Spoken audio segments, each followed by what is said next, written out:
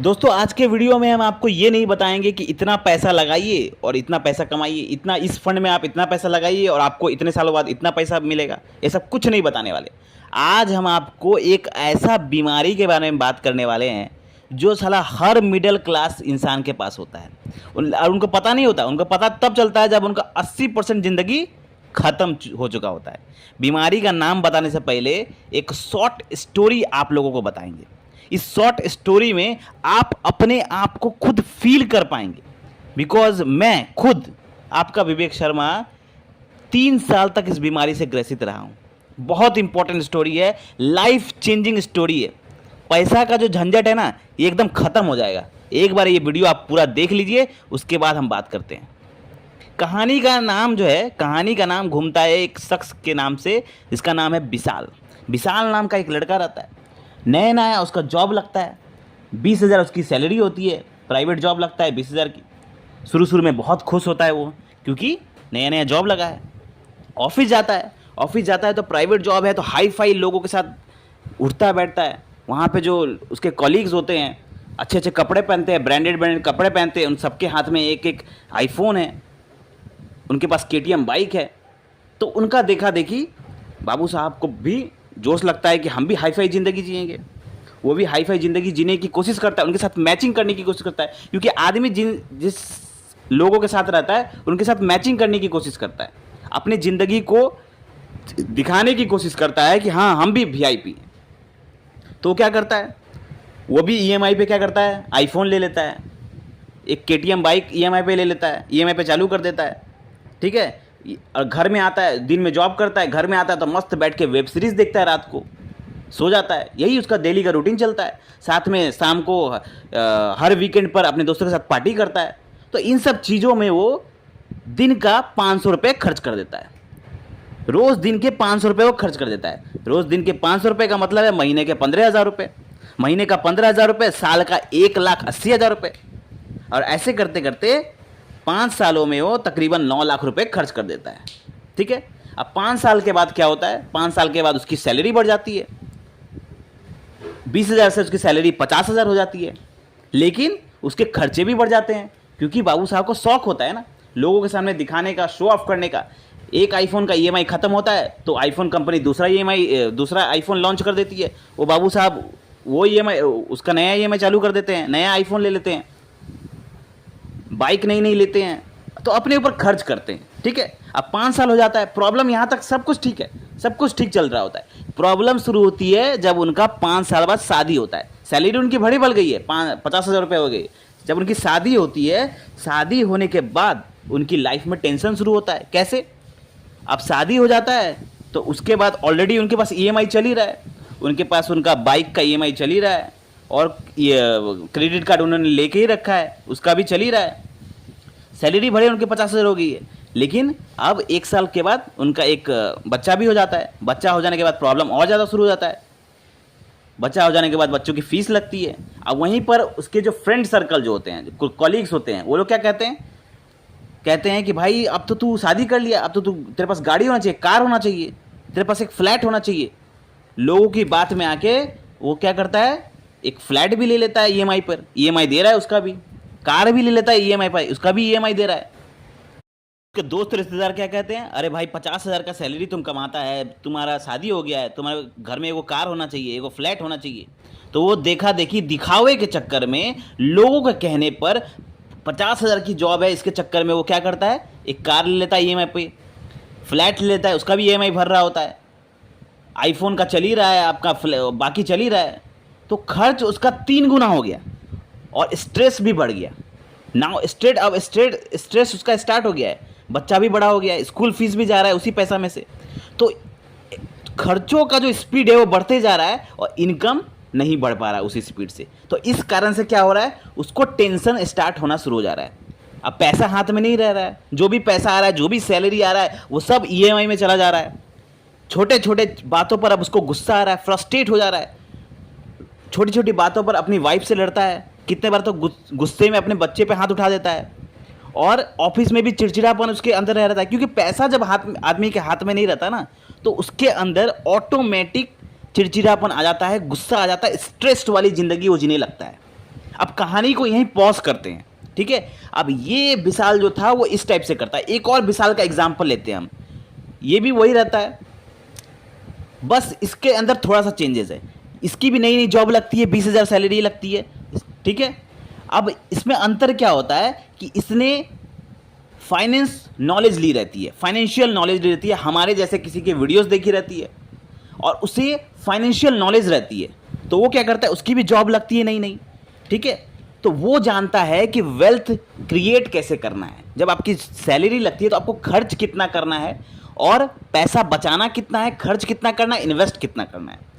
तो वो क्या करता है, जैसे वो 500 रुपये दिन का खर्च करते थे तो खर्च ये भी करता है, लेकिन ये खर्च 200 रुपये करता है दिन का, और बाकी के 300 रुपये ये क्या करता है, इन्वेस्ट कर देता है। कहाँ इन्वेस्ट कर देता है, ये SIP में इन्वेस्ट कर देता है, म्यूचुअल फंड में इन्वेस्ट कर देता है। तो दिन के 300 रुपये इन्वेस्ट करता है, मतलब महीने के 9,000 रुपये इन्वेस्ट करता है, साल के 1,08,000 रुपये इन्वेस्ट करता है, और 5 साल में वो 5,40,000 इन्वेस्ट करता है। और अगर 15% का रेट ऑफ रिटर्न भी बनाता है वो, तो आराम से 8-8.5 लाख रुपये वो बना लेता है। तो जब 5 साल जब उसका खत्म होता है तो उसकी सैलरी भी 50,000 हो जाती है। जैसे इसकी सैलरी 50,000 होती है तो इसकी भी सैलरी 50,000 हो जाती है। तो इधर में ये क्या करता है, म्यूचुअल फंड से 8-9 लाख रुपए बना भी चुका होता है, ये खर्च कर चुका होता है, ये उल्टा क्या बना चुका होता है, ठीक है। 5 साल बाद जब इसकी शादी होती है, जब इसकी सैलरी 50,000 की होती है, तो ये स्ट्रेस में नहीं होता। इसके पास एक वेल्थ होता है, 8-9 लाख रुपए का ऑलरेडी एक वेल्थ होता है, प्लस इसकी सैलरी भी बढ़ चुकी है। तो ये इन्वेस्टमेंट को और बढ़ा सकता है। क्योंकि ये घर पे जाकर वेब सीरीज नहीं देखता, ये घर पे जाकर हमारी जैसे लोगों के फाइनेंशियल वीडियोस देखता है, जिससे इसको सीखने को मिलता है कि पैसा कहाँ लगाना है, किस जगह पर पैसा लगाना है जहाँ पे हम पैसा बना सकेंगे। फाइनेंशियल नॉलेज लेता है। और जब ये शादी करता है तो इसके पास ना कोई लोन होता है, ना इसके पास कोई स्ट्रेस होता है, उल्टा इसके पास एक वेल्थ होता है 8-9 लाख रुपए की। ये महंगे महंगे बाइक नहीं लेता, ये महंगे महंगे आईफोन नहीं लेता, ये दिखावे के चक्कर में नहीं पड़ता। ये क्या करता है, पहले वेल्थ बनाता है। ये वो सब चीज़ भी लेता है, लेकिन उन पैसों से लेता है, EMI पे नहीं लेता, लोन पे नहीं लेता। पहला विशाल रहता है वो साला पूरा स्ट्रेस में ज़िंदगी जीता है। उसकी जॉब लाइफ खराब हो चुकी होती है, फैमिली लाइफ खराब हो चुकी होती है, पर्सनल लाइफ प्रोफेशनल लाइफ दोनों ही खराब हो चुकी है, क्योंकि स्ट्रेस में जी रहा है वो। उसको टेंशन लगा है कि अगले महीने EMI कैसे भरेंगे। अगर उसकी बाई चांस जॉब छूट जाती है तो कहीं का नहीं रहेगा, वो तो कर्ज में डूब जाएगा।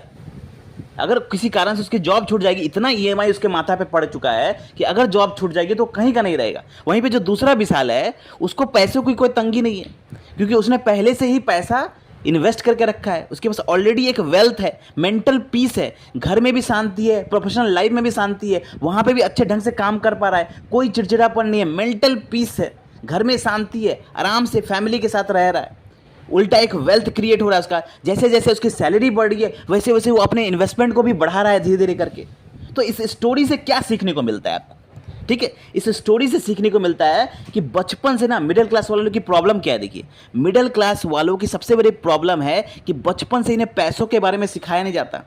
बचपन से उनके जो पेरेंट्स होते हैं उन्हें पैसों के बारे में नहीं सिखाते। वो सोचते हैं कि अगर हम इसे पैसों के बारे में सिखाएंगे तो इनका पढ़ाई में मन नहीं लगेगा। सोचेगा अरे पढ़ाई खाली पैसा पैसा करेगा, ये पढ़ेगा कहाँ, उनका पढ़ाई में मन ही नहीं लगेगा। वहीं पे अगर आप अमीर आदमी की बात करें, जो बिजनेस माइंडेड लोग होते हैं, वो अपने बच्चों को ना छोटा से ही सिखाते हैं कि भैया पैसे से पैसा कैसे बनाया है। वो पैसे की वैल्यू को सिखाते हैं, छोटे से सिखाते हैं कि ये पैसा है, इसकी एक वैल्यू है, आपको ये पैसा यहाँ पर खर्च नहीं करना, पैसे को सही जगह लगाना है, बिजनेस में लगाना है या कहीं लगाना है जहाँ से आप और ज़्यादा पैसा बना सके। खर्च करने से पहले ये इन्वेस्टमेंट को सिखाते हैं। इसी कारण से गरीब आदमी गरीब बनता है और अमीर आदमी और अमीर बनता है। ये सब सोच की चीज़ें हैं। मिडिल क्लास वालों की ज़िंदगी इसीलिए आधी से ज़्यादा ख़त्म हो चुकी होती है। और मिडिल क्लास वालों की प्रॉब्लम क्या है, वो कॉलेज लाइफ हो या ऑफिस लाइफ हो, चारों तरफ आपको ऐसे लोग दिखने को मिलेंगे।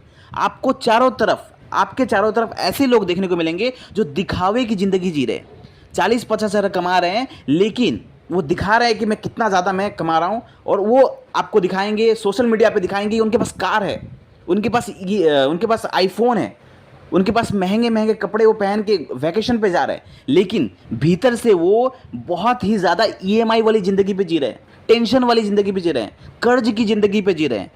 और इसीलिए जैसे ही सैलरी आती है मिडिल क्लास की, वो क्या करता है, वो घूमने चला जाता है, रेस्टोरेंट जाता है, पिज्जा खाएगा, इन जगह पे खर्च करेगा, उन जगह पे खर्चा करेगा। पैसा बचाने की नहीं सोचेगा, पैसा खर्च करने की पहले सोचेगा। पैसा बचाने की सोचेगा, अरे बच जाएगा तो बच जाएगा, पहले खर्च कर लेते हैं। जिंदगी 4 दिन की है।